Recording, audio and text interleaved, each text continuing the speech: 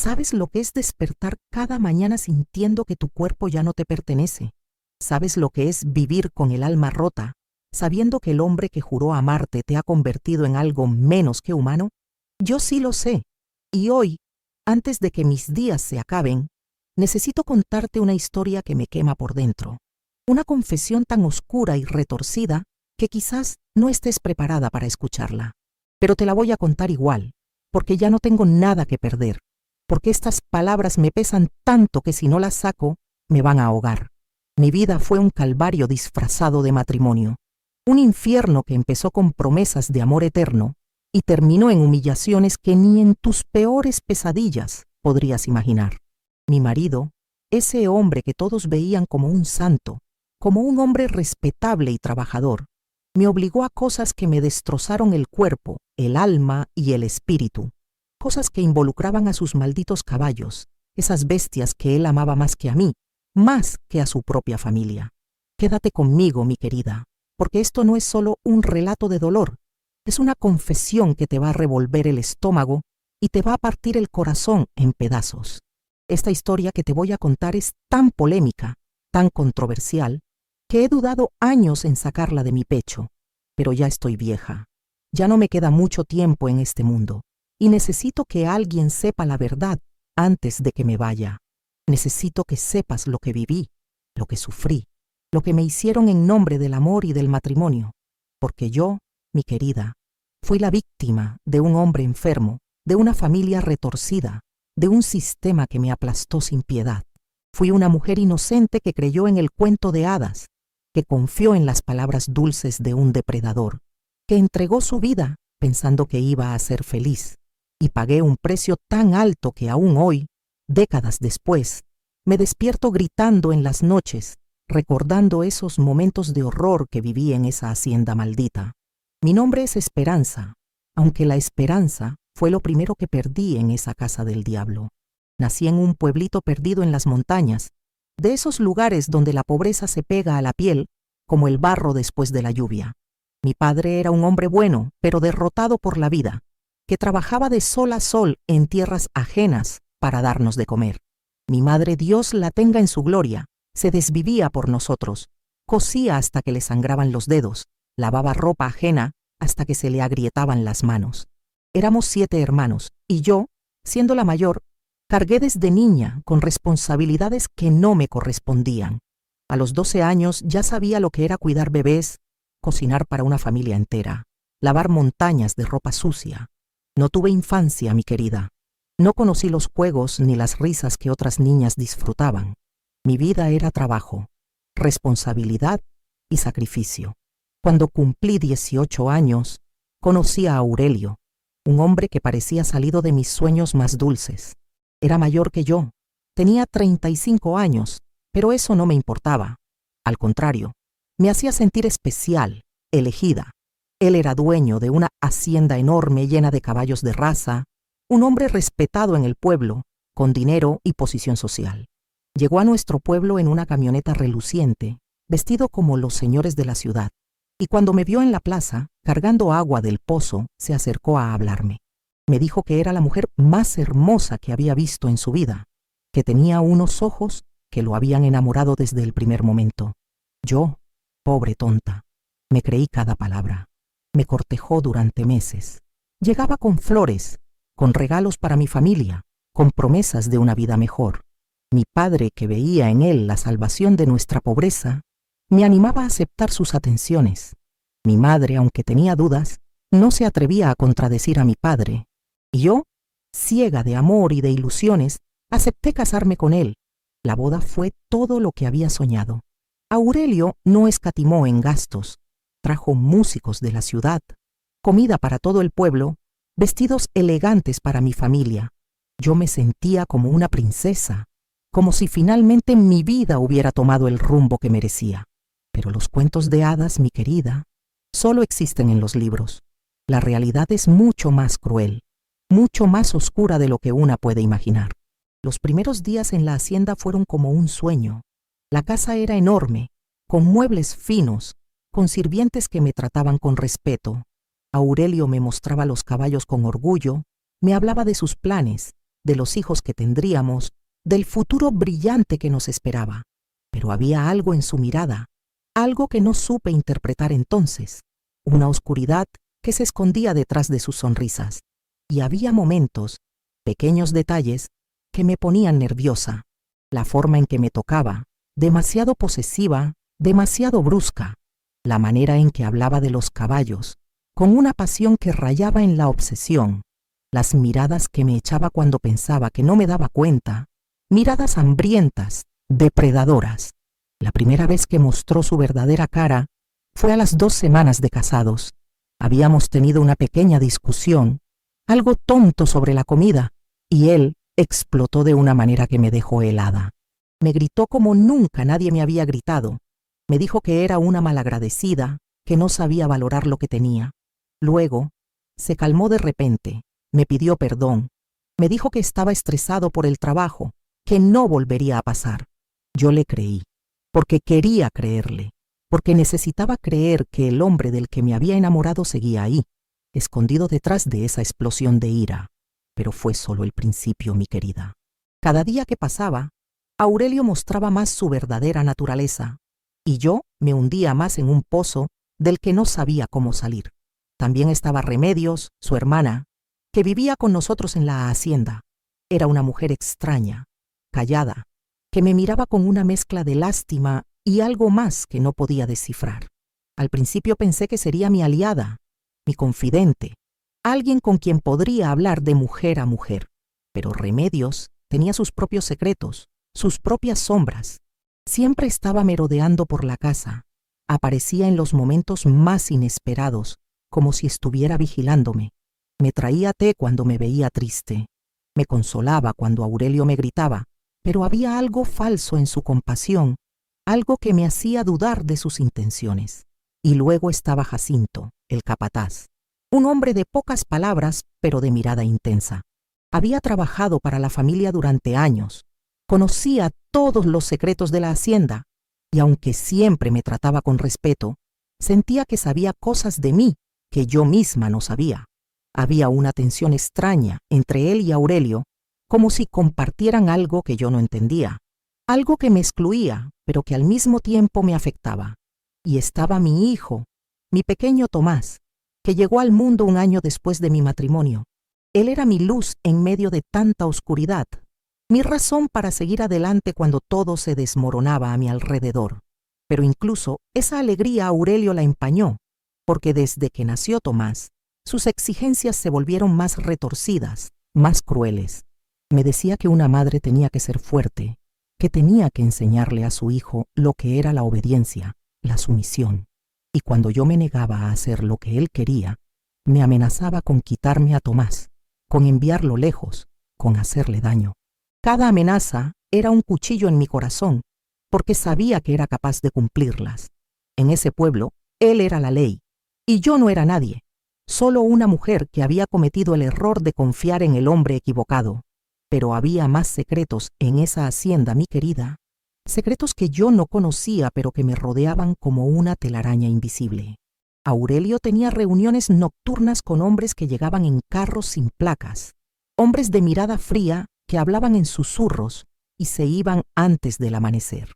Había cajas que se movían en la madrugada, dinero que aparecía y desaparecía, conversaciones que se cortaban cuando yo aparecía. Y había algo más, algo que tenía que ver con los caballos, algo que iba más allá de la cría y la venta. Yo no entendía qué era, pero sabía que era peligroso, que estaba metida en algo mucho más grande y más oscuro de lo que había imaginado. Y en medio de todo eso estaba yo, una mujer atrapada, humillada, obligada a hacer cosas que me destrozaban el alma, sin saber que lo peor estaba por venir. ¿Qué harías tú, mi querida, si descubrieras que el infierno en el que vives no es más que la punta de un iceberg? ¿Qué harías si supieras que cada día que pasa te hundes más en un abismo del que quizás nunca podrás salir? Quédate conmigo, porque lo que viene es solo el principio de una historia que te va a marcar para siempre. Ay, mi querida, ahora que empiezo a contarte los detalles de mi calvario, siento que las palabras me queman la garganta, pero necesito sacarlas. Necesito que alguien sepa lo que viví en esa hacienda maldita. Después de esos primeros meses de matrimonio, cuando ya había visto destellos de la verdadera naturaleza de Aurelio, las cosas se pusieron mucho peores. Él empezó a mostrarme lo que realmente esperaba de mí, y no era solo ser su esposa, su compañera, la madre de sus hijos. No, mi querida, él tenía planes mucho más retorcidos, mucho más enfermos para mí. Una noche, después de cenar, me llevó al establo principal, ese lugar que olía a heno y a sudor de animal, y me dijo con una sonrisa que me heló la sangre: Esperanza, es hora de que conozcas cuáles son tus verdaderas obligaciones como mi esposa. No entendí al principio lo que quería decir, pero cuando empezó a explicarme, cuando empezó a mostrarme lo que esperaba que hiciera con esos animales, sentí que el mundo se me venía encima. No voy a entrar en detalles gráficos, porque hay cosas que una no puede repetir ni en sus peores pesadillas. Pero lo que Aurelio me obligó a hacer esa noche, y las noches que siguieron, me destrozó de una manera que no sabía que era posible. Me convertí en algo menos que humano, en un objeto para satisfacer sus fantasías enfermas. Y cuando yo lloraba, cuando le suplicaba que parara, él se reía. Me decía que esa era mi función, que para eso me había sacado de la pobreza, para que le sirviera de la manera que él quisiera. Me amenazaba con devolverme a mi pueblo, pero no sola, sino después de contarle a todo el mundo lo que había hecho, después de destruir mi reputación y la de mi familia. Y yo, cobarde como era, me sometía, porque no veía otra salida, porque tenía miedo de lo que podía pasar si me rebelaba. Pero no era solo eso, mi querida. Aurelio tenía amigos, hombres tan enfermos como él, que venían a la hacienda los fines de semana. No participaban directamente, pero miraban, se reían, hacían comentarios que me hacían querer desaparecer de la faz de la tierra. Yo era su entretenimiento, su espectáculo privado, y ellos disfrutaban viendo mi humillación. Había uno en particular, un hombre gordo y sudoroso que se llamaba Evaristo, que siempre me miraba con una sonrisa lasciva y me decía cosas que me ponían la piel de gallina. Aurelio lo animaba, se reía de sus comentarios como si mi dolor fuera una broma para ellos, y yo no podía hacer nada, solo aguantar, solo sobrevivir un día más, esperando que algún día todo eso terminara. Remedios sabía lo que pasaba, estoy segura. No podía no saberlo con los gritos, con las lágrimas, con el estado en el que yo quedaba después de esas sesiones de horror. Pero nunca dijo nada, nunca me ofreció ayuda real, solo me traía té, me ponía compresas frías en la cara cuando tenía moretones y me decía con esa voz falsa: Aguanta, Esperanza, los hombres son así, hay que tener paciencia. Paciencia, me decía, como si lo que me estaba pasando fuera normal, como si todas las mujeres tuvieran que pasar por eso. Y yo, en mi desesperación, a veces le creía, pensaba que tal vez tenía razón, que tal vez esa era mi cruz, y tenía que cargarla en silencio. Una noche, después de una de esas sesiones particularmente brutales, no pude más. Me encerré en mi cuarto y lloré hasta que no me quedaron lágrimas. Luego, tomé una botella de licor que había encontrado en la cocina y me la bebí casi entera. El alcohol me quemaba la garganta, pero era un dolor diferente, un dolor que podía controlar. Por primera vez en meses, sentí que podía respirar, que podía olvidar, aunque fuera por unas horas, el infierno en el que vivía. Esa fue la primera vez que bebí, pero no la última. El alcohol se convirtió en mi refugio, en mi única manera de escapar de la realidad. Bebía a escondidas cuando todos dormían, cuando Aurelio no estaba en casa. Sabía que no estaba bien, sobre todo con Tomás tan pequeño, pero no podía parar. Era lo único que me ayudaba a seguir adelante. Y mientras yo me hundía en mi propio dolor, empecé a notar cosas extrañas en la hacienda. Jacinto, el capataz, tenía conversaciones secretas con Aurelio, conversaciones que se cortaban cuando yo aparecía. Había movimiento nocturno, carros que llegaban y se iban en la madrugada, cajas que se cargaban y descargaban en el establo más alejado. Una vez me atreví a acercarme para ver qué era, pero Remedios me interceptó. Me dijo que no me metiera en cosas que no me concernían, que si sabía lo que era bueno para mí, me quedaría en mi cuarto.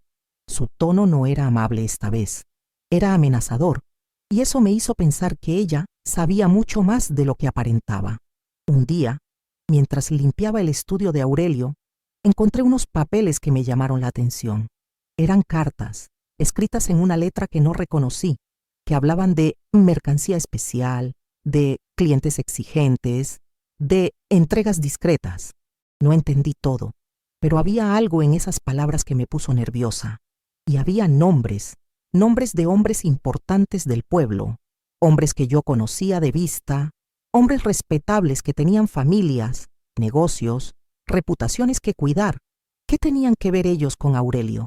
¿Qué tipo de negocio manejaban que requería tanta discreción? No lo sabía, pero intuía que era algo sucio, algo peligroso.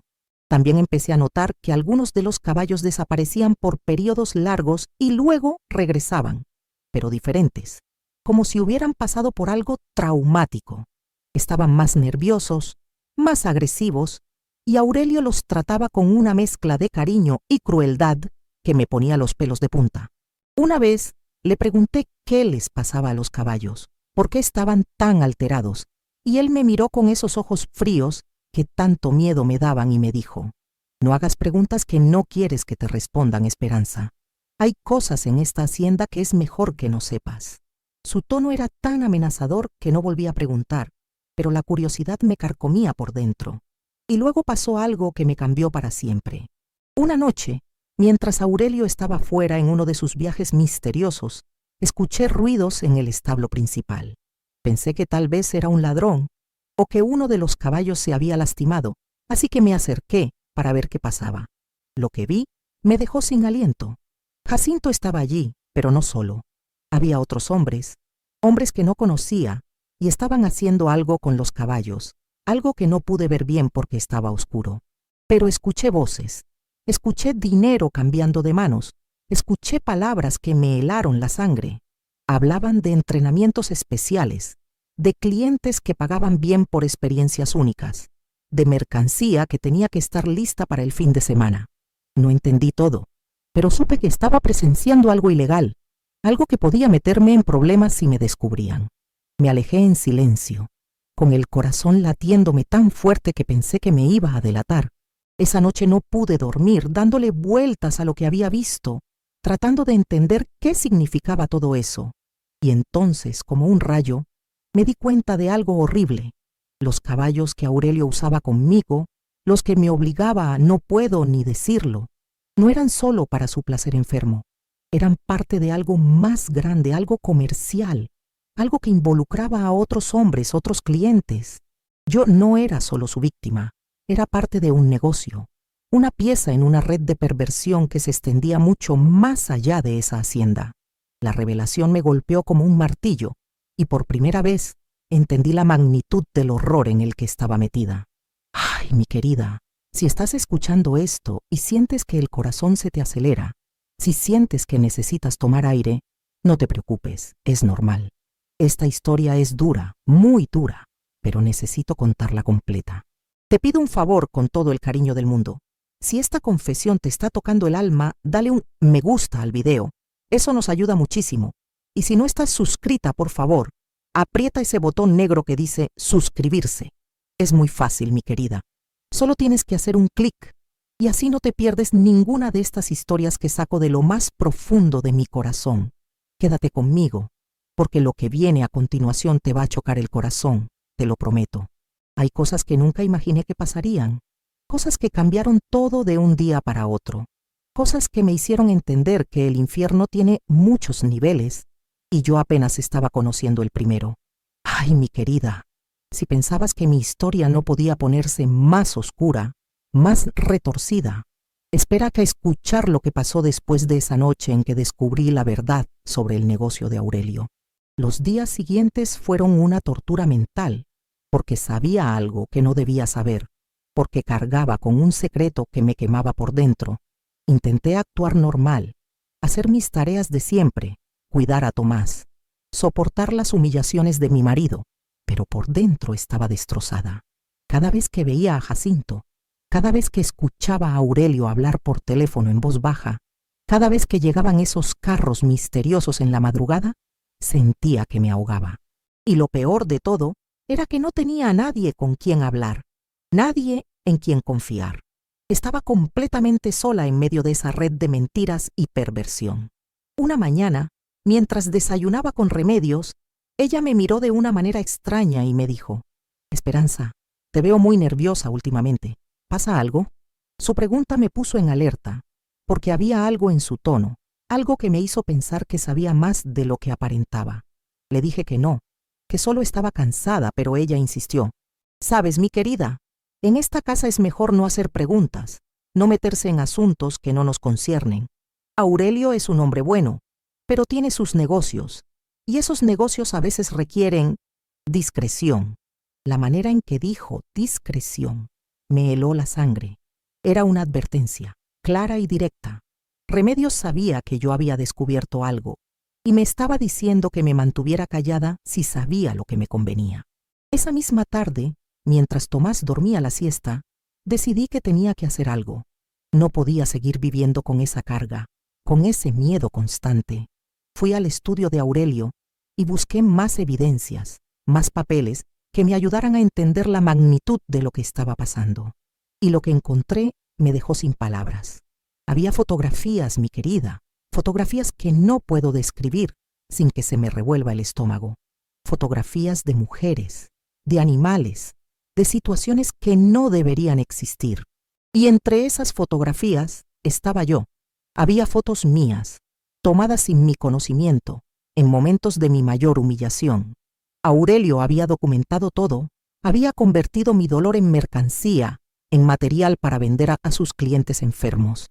Me temblaron las manos mientras miraba esas imágenes.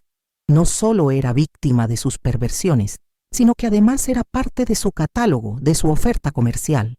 Había listas de precios, descripciones detalladas de servicios especiales, nombres de clientes regulares.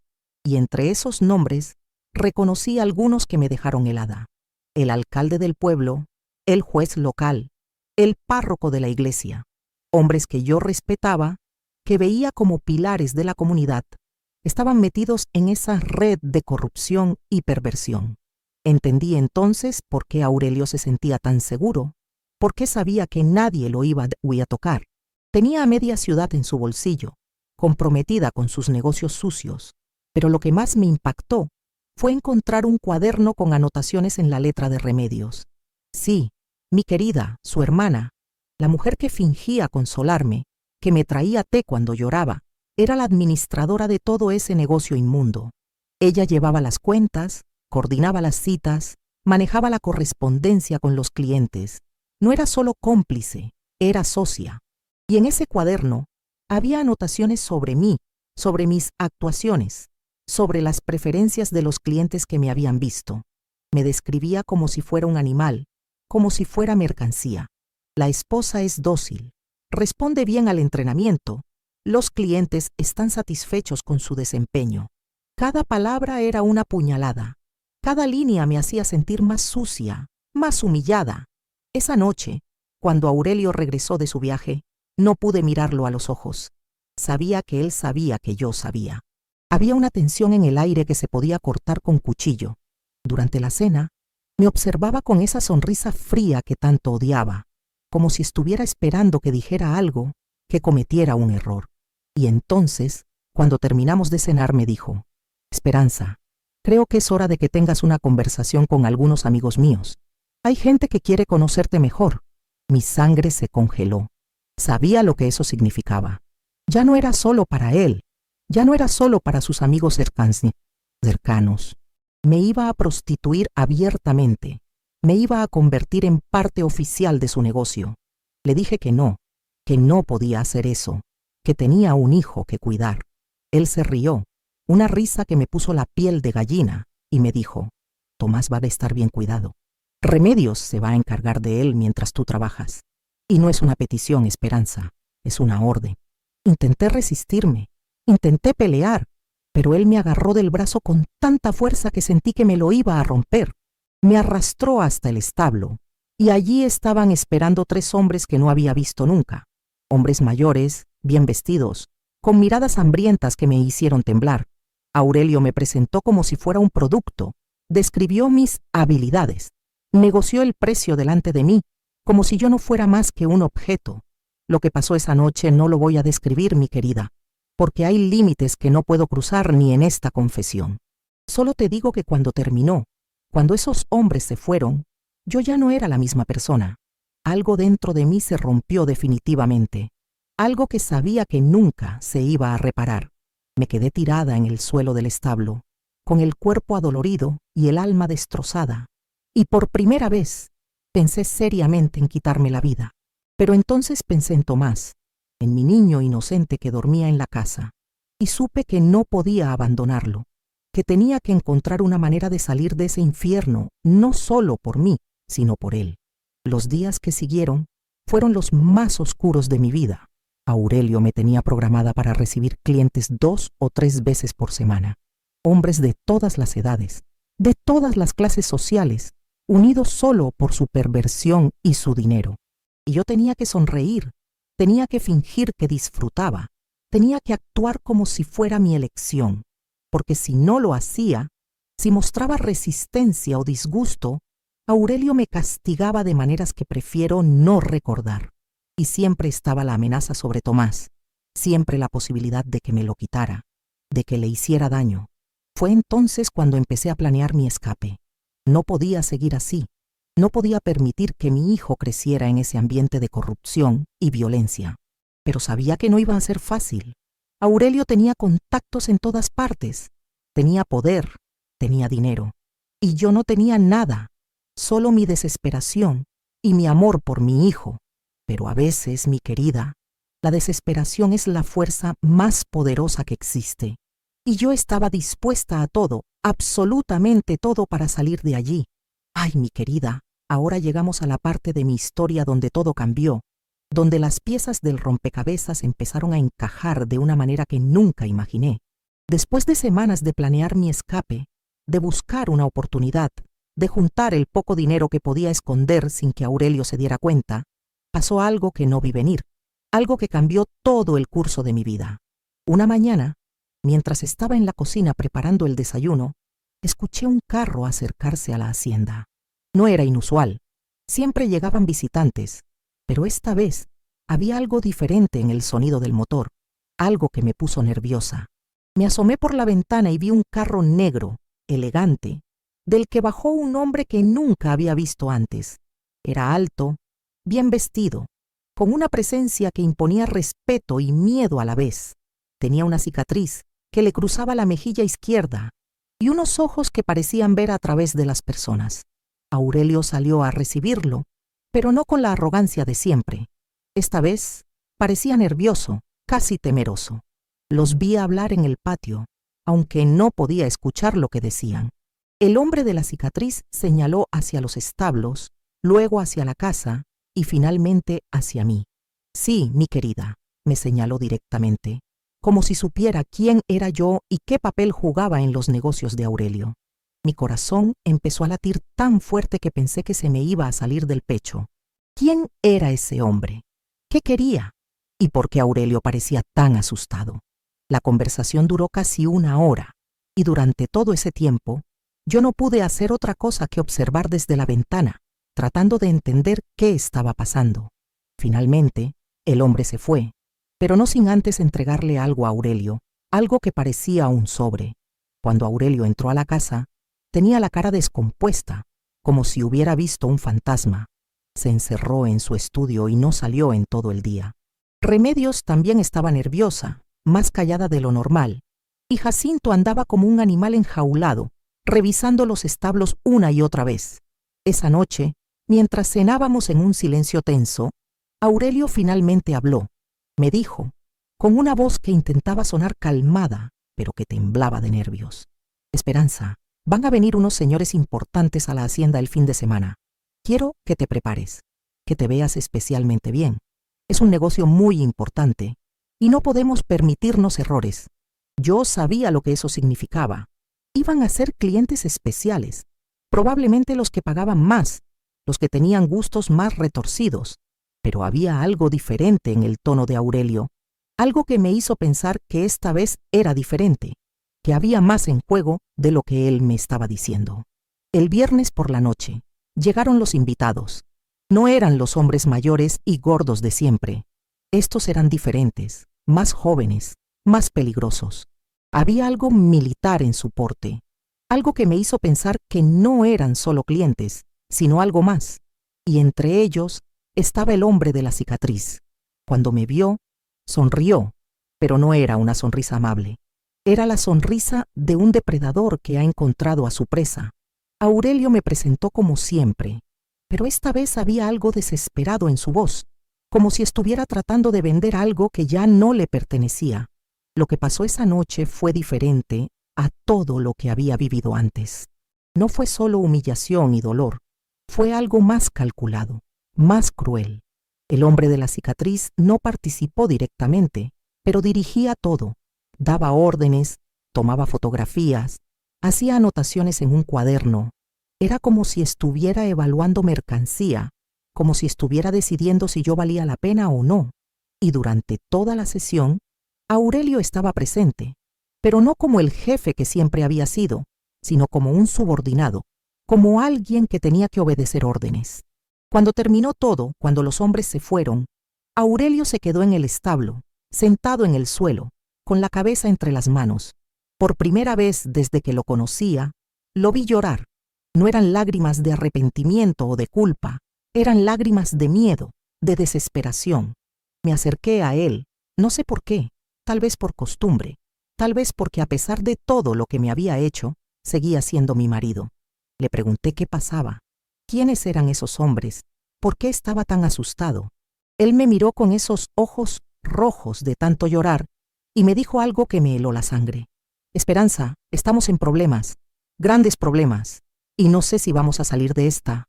Me contó entre sollozos y temblores que había estado trabajando para una organización mucho más grande de lo que yo había imaginado. No era solo un negocio local de perversión y prostitución, era parte de una red internacional de tráfico humano. Los caballos, las mujeres, todo era parte de un sistema que movía millones de dólares y que tenía tentáculos en todo el mundo. Y él, que se creía el jefe, que pensaba que controlaba todo, no era más que un peón, un empleado que había cometido errores, que había llamado demasiado la atención, que se había vuelto un riesgo para la organización. El hombre de la cicatriz era un enviado de los jefes reales, los que manejaban todo desde las sombras. Había venido a evaluar la situación, a decidir si Aurelio seguía siendo útil o si era hora de deshacerse de él. Y yo, mi querida, yo era parte de esa evaluación. Si ellos decidían que yo tenía valor, me llevarían con ellos, me convertirían en parte de su red internacional. Si no, bueno, Aurelio no se atrevió a decirme qué pasaría, pero yo podía imaginarlo. Y Tomás, mi pobre niño, también estaba en peligro. Porque en ese mundo, los niños también eran mercancía, también tenían valor para cierto tipo de clientes. Por primera vez en años, Aurelio y yo estábamos del mismo lado. Los dos éramos víctimas, los dos estábamos en peligro, los dos necesitábamos encontrar una salida. Pero ¿cómo escapar de una organización que tenía poder en todas partes, que tenía contactos en la policía, en el gobierno, en la iglesia? ¿Cómo proteger a Tomás de gente que no tenía escrúpulos, que veías a las personas como objetos desechables? No lo sabíamos, pero teníamos que intentarlo, porque la alternativa era peor que la muerte. Ay, mi querida, llegamos al final de esta confesión que me ha costado tanto sacar del alma, y te voy a contar cómo terminó todo, cómo logré salir de ese infierno, aunque no sin pagar un precio que aún hoy me pesa en el corazón. Después de esa noche de revelaciones, cuando Aurelio me contó la verdad sobre la organización para la que trabajaba, supimos que teníamos muy poco tiempo. El hombre de la cicatriz había dicho que volvería en una semana con la decisión final, y nosotros sabíamos que esa decisión no iba a ser buena para ninguno de los dos. Así que hicimos algo que nunca pensé que haríamos. Nos aliamos, Aurelio y yo, víctima y victimario, unidos por el miedo y la desesperación. Él tenía contactos, gente que le debía favores, dinero escondido en cuentas que la organización no conocía. Yo tenía algo más valioso, las fotografías y los documentos que había encontrado en su estudio, evidencia que podía hundir a media ciudad si caía en las manos correctas. Entre los dos, elaboramos un plan desesperado. Íbamos a desaparecer, los tres, Tomás, él y yo, pero no juntos. Sería más fácil rastrearnos si íbamos como familia. Él se iría hacia el norte, hacia la frontera, donde tenía contactos que podían ayudarlo a cruzar. Yo me iría hacia el sur, con Tomás, a un pueblo donde una prima lejana de mi madre podía escondernos por un tiempo. Pero antes de irnos, teníamos que hacer algo que nos diera ventaja, algo que hiciera que la organización pensara 2 veces antes de perseguirnos. Aurelio tenía copias de todos los archivos, de todas las fotografías, de todas las listas de clientes. Decidimos enviarlas a un periodista de la capital, alguien que no estuviera comprometido con la red de corrupción local. Si algo nos pasaba, si desaparecíamos o aparecíamos muertos, esa información saldría a la luz y hundiría a todos los involucrados. Era nuestro seguro de vida, nuestra única garantía de que tal vez podríamos vivir en paz. La noche antes de nuestra huida, pasó algo que no esperábamos. Remedios, que había estado extrañamente callada durante toda la semana, vino a mi cuarto. Traía una maleta pequeña y una expresión que nunca le había visto antes. Me dijo, con una voz que temblaba de emoción: Esperanza, yo también me voy. No puedo seguir con esto, no puedo seguir siendo parte de esta pesadilla. Me contó que ella no había entrado en el negocio por voluntad propia, que Aurelio la había chantajeado años atrás, que la había obligado a participar amenazándola con revelar un secreto de su pasado. No me dijo cuál era ese secreto, pero vi en sus ojos el mismo dolor que yo había cargado durante años. Me pidió que la llevara conmigo, que huyéramos juntas con Tomás. Al principio dudé, porque no sabía si podía confiar en ella, si no era una trampa de Aurelio o de la organización. Pero luego vi algo en su mirada, algo genuino, algo desesperado, y decidí arriesgarme. Tal vez era una tonta, tal vez estaba cometiendo un error, pero en ese momento sentí que necesitaba una aliada, alguien que entendiera por lo que había pasado. Salimos de la hacienda en la madrugada, cuando todos dormían. Aurelio se había ido unas horas antes, sin despedirse, sin mirar atrás. Yo tomé a Tomás, que dormía profundamente, y con Remedios caminamos hasta el pueblo, donde nos esperaba un carro que ella había conseguido. Durante el viaje, me contó su historia, me explicó cómo había caído en esa red, cómo había sido víctima antes de convertirse en cómplice. No justifico lo que hizo, mi querida, pero entendí que a veces las circunstancias nos obligan a hacer cosas que nunca pensamos que haríamos. Llegamos al pueblo donde vivía la prima de mi madre, una mujer mayor que nos recibió sin hacer preguntas. Nos quedamos allí varios meses, viviendo con miedo constante, esperando que en cualquier momento aparecieran los hombres de la organización para llevarnos de vuelta. Pero no vinieron. Semanas después, supimos por las noticias que había habido una redada en nuestra región, que habían arrestado a varios funcionarios públicos por corrupción y tráfico humano. El periodista había publicado la información que Aurelio le había enviado y todo el escándalo había salido a la luz. De Aurelio nunca supe nada más. No sé si logró cruzar la frontera, si lo atraparon, si está vivo o muerto. Y te voy a ser sincera, mi querida, no me importa. Sé que eso suena cruel. Sé que tal vez debería sentir algo por el padre de mi hijo, pero no puedo. Lo que me hizo, lo que me obligó a hacer, es algo que no se perdona, algo que no se olvida. Él eligió su camino y yo elegí el mío. Con el tiempo, Remedios y yo logramos rehacer nuestras vidas.